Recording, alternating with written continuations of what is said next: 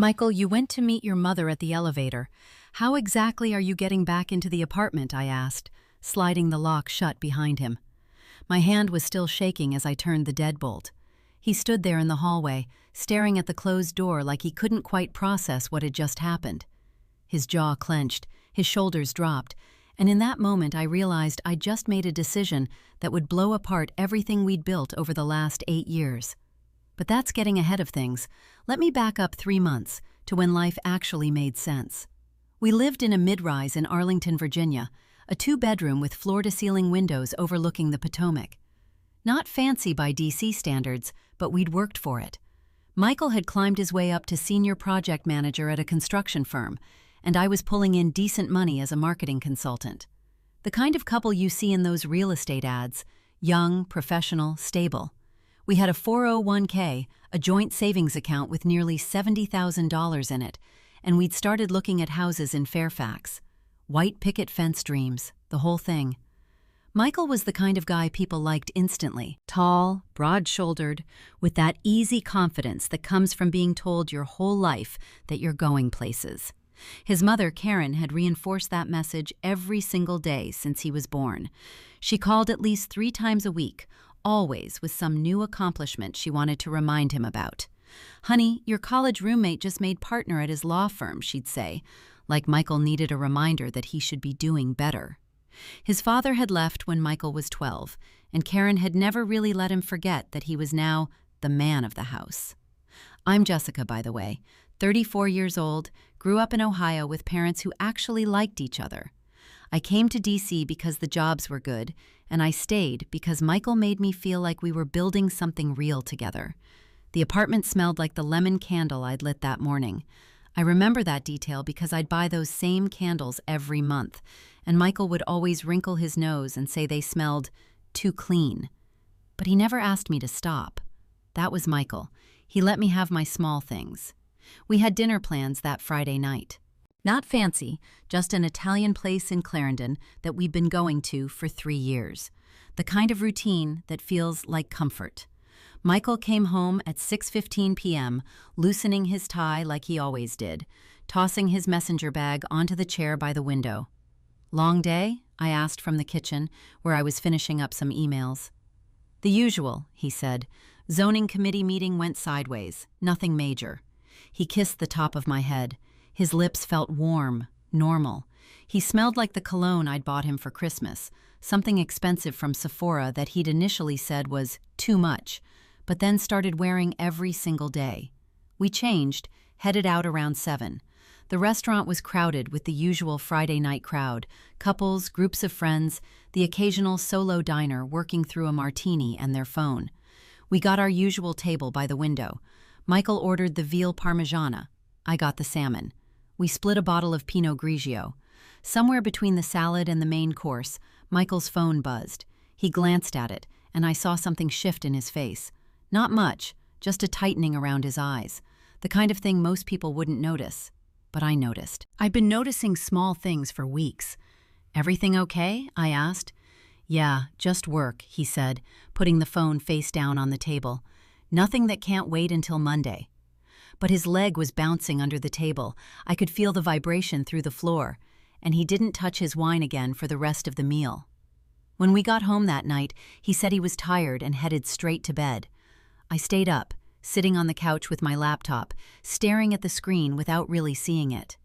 Outside, Arlington glittered with 10,000 lights. Somewhere out there, in one of those buildings, there was something he wasn't telling me. I just didn't know yet that it was going to change everything. The next morning, I woke up alone. Michael's side of the bed was cold. I checked my phone. No messages, no calls. Just the kind of silence that tells you everything has shifted.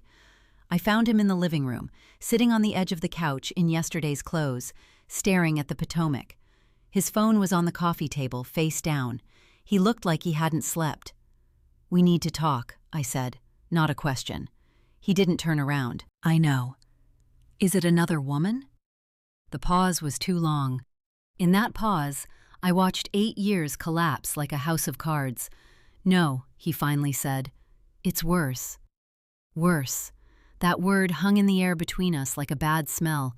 Michael turned to face me, and I saw something in his eyes I'd never seen before. Shame mixed with something else. Fear, maybe, or resignation. "My mother," he said quietly. "She's been calling because she found out about the apartment." I sat down slowly. Found out what about the apartment? That it's not just in my name. My chest tightened. "Michael, we're both on the deed. We bought it together. That's not a secret." "I know, but—" He rubbed his face with both hands. "She told me I was making a mistake, that you were tying me down, that I should buy her out before— Before what? Before we got married, before things got complicated legally." I stood up. I couldn't sit anymore. I walked to the window and looked out at Arlington, at the city we'd built a life in, and I felt something break inside me that had nothing to do with romance. "She's been pressuring you to force me out of our apartment," I said flatly. Not a question. "No, not force. She just said—" "I don't care what she said, Michael. The question is, what did you say back?" He didn't answer immediately. And that's when I knew. That's when I understood that whatever was coming next was going to be worse than infidelity, worse than lies about money, worse than anything I'd been bracing for. "I told her I'd think about it," he said finally. I turned around. "You told your mother you'd think about forcing me out of a property I bought with my own money, in a relationship we've been building for 8 years, because she thinks I'm tying you down?" "That's not what I meant." "Then what did you mean, Michael? Because that's exactly what it sounds like." He stood up, and for a moment I thought he was going to grab my arm or try to physically convince me of something. Instead, he just looked at me with this expression of helplessness that made my skin crawl.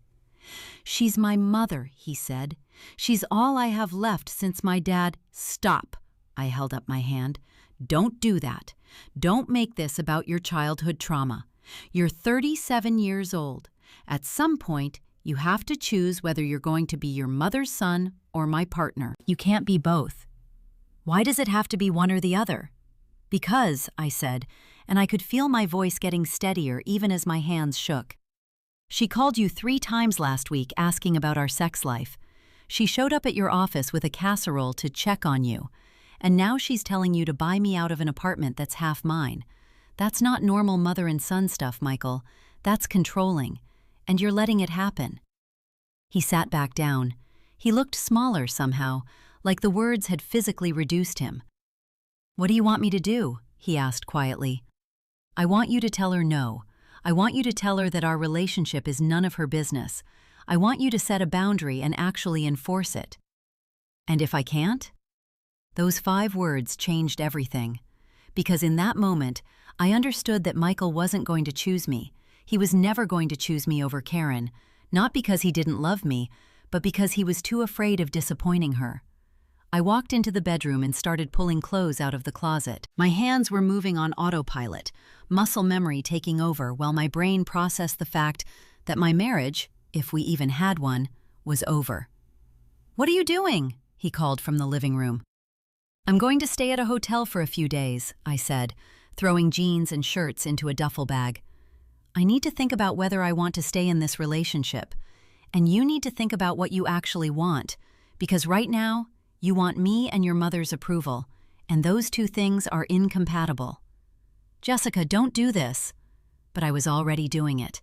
I grabbed my toiletries from the bathroom, threw my laptop in my work bag, and headed for the door. That's when he finally said something that made me pause.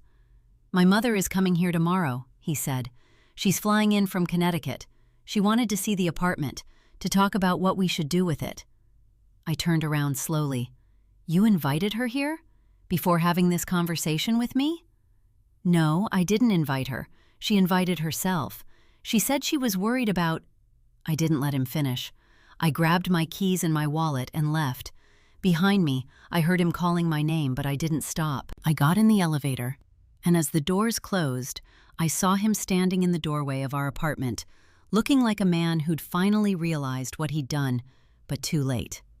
I checked into the Hyatt in Crystal City and spent the night in a room that smelled like industrial carpet cleaner and broken dreams. I ordered room service I didn't eat.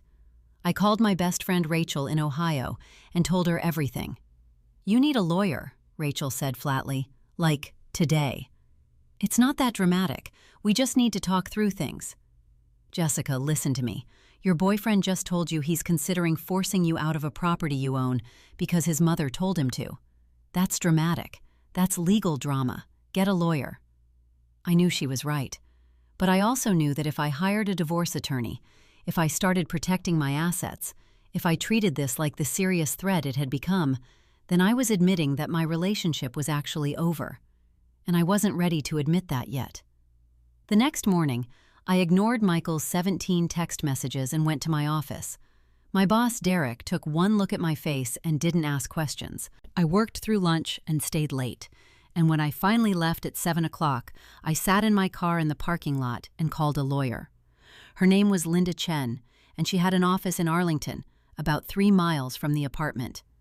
When I described the situation to her over the phone, she asked me a single question that made my blood run cold. "Do you have documentation of your contributions to the down payment?" I did. Bank statements showing the transfer from my savings account, the mortgage paperwork with both our names on it, the property tax receipts, 8 years of evidence that this apartment was as much mine as it was Michael's. "Okay," Linda said, "come see me tomorrow at 2. Bring everything you have. And Jessica, don't sign anything. Don't agree to anything. Don't even discuss the property with him until you and I have talked." That night, I stayed in another hotel. Michael called 12 times. I didn't answer.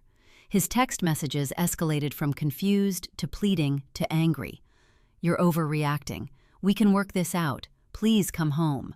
Then, hours later, "My mother is here. She wants to talk to you. She says there's been a misunderstanding."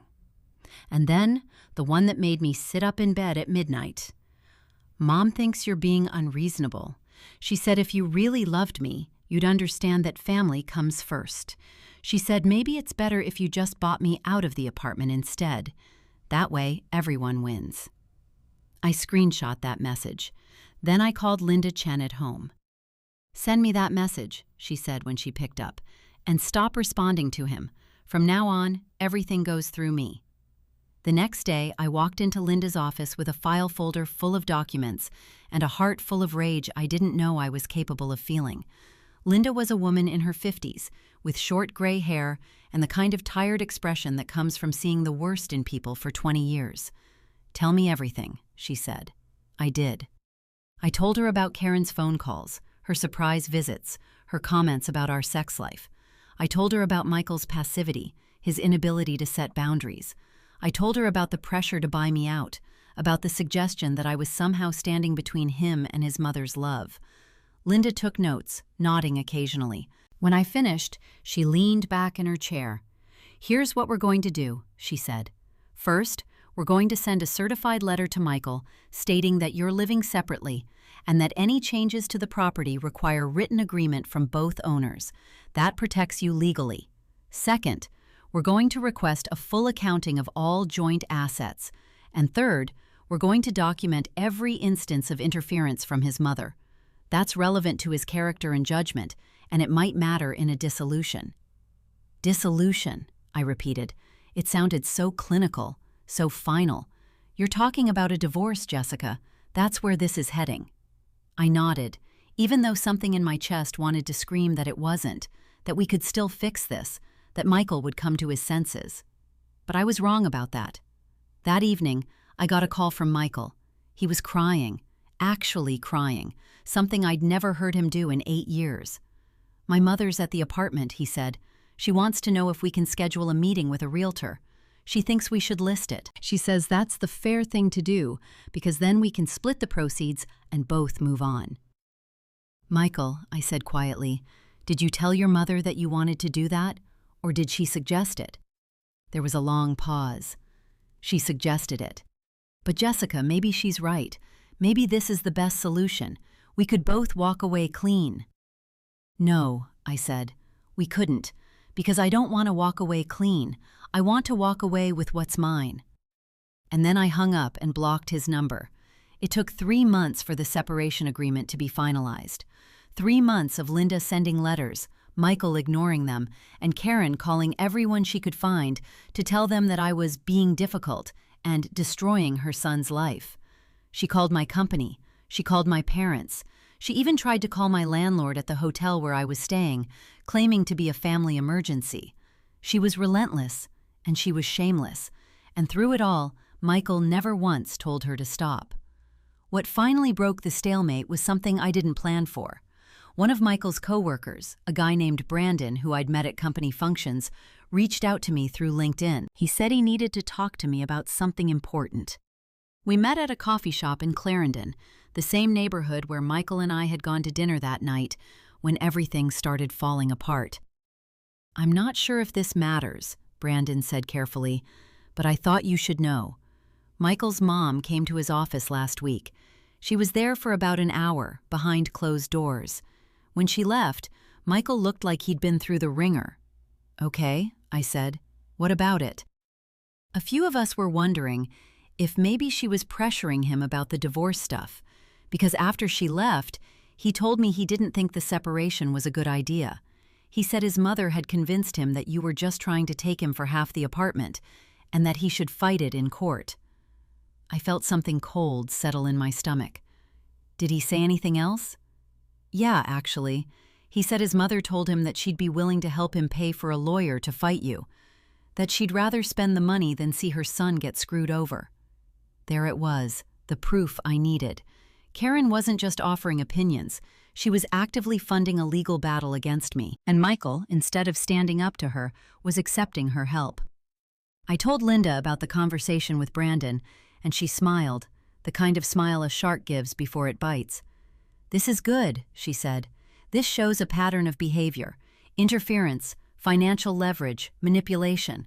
I can use this." The court date was set for March. By that time, I'd moved into a small one-bedroom in Ballston, about 3 miles from the apartment Michael and I had shared. I'd put down my own deposit, signed my own lease, and built a life that was entirely, completely mine. Michael's lawyer, a guy named Robert who Karen had apparently hired and was paying for, made an argument that the apartment should be sold and the proceeds split evenly. He presented documents showing Michael's financial contributions to the mortgage, conveniently leaving out the fact that I'd paid for the down payment and the majority of the property taxes. But I had Linda, and I had Brandon, and I had 8 years of bank statements and mortgage paperwork. The judge, an older woman named Patricia Morrison, who didn't seem particularly interested in anyone's bullshit, listened to both sides and then said something that made Michael's face go white. "It appears to me that the plaintiff's mother has been heavily involved in financial decisions that should be between the two property owners. I'm troubled by the pattern of interference and the suggestion that Mr. Morrison is unable to make decisions without his mother's approval or financial incentive. The property will not be sold. The plaintiff will buy out the defendant's share at fair market value within 6 months, or the defendant will retain her current ownership stake and the property will be held in trust until Mr. Morrison is capable of making independent financial decisions." Michael stood up.